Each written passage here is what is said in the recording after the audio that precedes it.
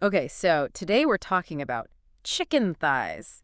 Like how to get them really crispy on the outside but still juicy on the inside. We're doing a deep dive into making those chicken thighs sing. I love that chicken thighs. They're like, what's the word? Versatile. Yeah, versatile, but more than that. They're like a blank canvas. They could be fancy or casual. With a few good techniques, you can really turn them into something special. Absolutely, a blank canvas for flavor. And our source today is all about unlocking that potential. It focuses on bone-in, skin-on thighs. So why are those the stars of the show? It's all about the flavor. See, that bone, it's not just there it actually acts like this secret weapon, adds a depth of flavor you just don't get with boneless. Especially when you're using bolder seasonings, it really shines through. Okay, so the bone is like a built-in flavor booster. Got it. What about the skin? I'll be honest, I've been tempted to ditch the skin before, thinking it's healthier, but this recipe really emphasizes keeping it on. Why is that so important? Two words: crispy and juicy. That skin. It's your ticket to that incredible crispy, crunchy texture that makes chicken thighs so irresistible. Plus, think about it as it cooks. The fat renders out right. Right. And what does that do? It naturally bastes the meat, keeping everything incredibly juicy and flavorful. That makes so much sense, and it seems like this recipe is all about working smarter, not harder. And speaking of smart, I was really intrigued by how much emphasis is put on layering flavors before we even start cooking. Absolutely. You can't just throw some salt and pepper on there and call it a day. This recipe is strategic about building flavor from the ground up. It's like even something as simple as patting the chicken dry before seasoning it matters. Okay, so no rushing through the prep work. Exactly. This recipe uses a pretty simple salt, pepper, and paprika base, but I'm curious, what other spice combinations do you think would really shine with this technique? Oh man, the possibilities. You could go for a smoky sweet thing with smoked paprika, a touch of brown sugar, and some garlic powder. Hmm. Or, if you're feeling adventurous, try a Mediterranean vibe with oregano, thyme, and a pinch of red pepper flakes. You really can't go wrong. I love that. Okay, so we've prepped our chicken, we've got our spice game strong. Now it's time to bring the heat. The recipe calls for a two-step cooking approach, searing on the stovetop and then finishing in the oven. What's the method behind that madness? So we've layered on all these incredible base flavors. Now it's time to bring on the heat. What's the goal when we sear the chicken? Searing is where things get really exciting. It's where we develop those gorgeous golden brown crusts, the kind that make your mouth water just looking at them. And don't even get me started on the smell. Right.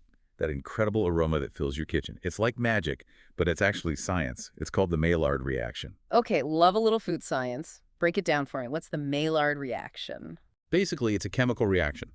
Heat, amino acid, sugars, they all come together, do a little dance, and boom. Hundreds of new flavor compounds are born. That's what you're smelling, those delicious new flavor molecules. Wow, so there's a reason why seared food smells so darn good. And with chicken thighs, searing is especially important for that crispy skin we're going for. Absolutely. You want a hot skillet, a touch of oil, something with a high smoke point like avocado or grapeseed. Then we sear it skin side down first to render out that fat and create that beautiful golden brown color. It's like an art form, getting that sear just right. It takes practice, but trust me, it's worth it. So we've seared our chicken to perfection. Now, why the oven finish? Can't we just finish cooking it on the stovetop? We could, but hear me out. The oven gives us this beautiful, gentle, even heat. It's like after that intense sear, we're sending the chicken to the spa to relax and finish cooking through without drying out. I love that analogy. Okay, so we're going for the best of both worlds. Crispy skin from the sear, juicy meat from the oven. Speaking of juicy, the recipe mentions letting the chicken rest after it comes out of the oven. What's the deal with that? Oh, resting is crucial. Think of it like this. All those juices inside the chicken have been working so hard while it cooks. They need a moment to chill out, redistribute. If you cut into it right away, all those delicious juices end up on your cutting board instead of in your mouth. Yeah, you're making me hungry. So we let those flavors settle. And speaking of flavor, this recipe is really just a starting point, right? I mean, you can get creative with additional flavors. The recipe mentions a squeeze of lemon juice, which sounds delicious. What are some other finishing touches you like to add? Fresh herbs. Oh, I love a sprinkle of fresh herbs at the end. Chopped parsley, a few basil leaves, maybe even a dollop of chimichurri sauce if you're feeling adventurous. Those all sound incredible, and visually it just adds that extra pop of freshness. It seems like we've gone through this recipe from start to finish. It's incredible how much there is to learn about cooking chicken thighs. Right. And once you understand those techniques, the why behind each step, it just opens up a world of possibilities in the kitchen. I love that. You heard it here first, folks. And speaking of possibilities, this recipe even has suggestions for side dishes. What are some of your go-to pairings? Oh, so many good ones. You can't go wrong with the classics. Creamy mashed potatoes, roasted vegetables, always a winner. But I also love a bright salad with maybe a citrusy vinaigrette to cut through the richness of the chicken, or even something like couscous with some dried fruits and nuts for a fun twist. Those all sound amazing. Yeah. Getting hungry just thinking about it. Okay, so we've covered sides, but what about those of us who love to grill? Can we adapt this recipe for the grill? That's a great question, and it really speaks to just how versatile this recipe is. So grilling chicken thighs, same idea, different heat source. Yeah, pretty much. It's definitely a bit different. But the heart of it, those core principles, they all still apply. We're still aiming for that crispy skin, juicy meat combo. It's all about managing the heat.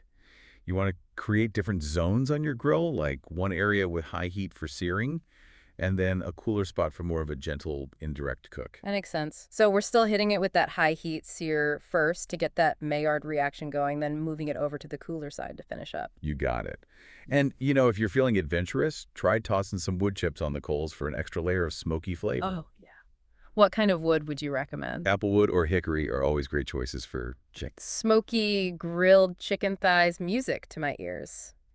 This whole deep dive has been amazing. It really is like taking something simple, like chicken thighs, and turning it into something truly special. That's what it's all about, understanding the how and the why, and then just going for it. You can really let your creativity shine. I love that.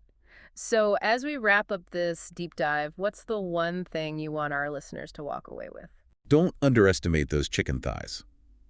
With just a little bit of know-how and maybe a dash of courage to experiment, you can turn this everyday ingredient into something truly extraordinary.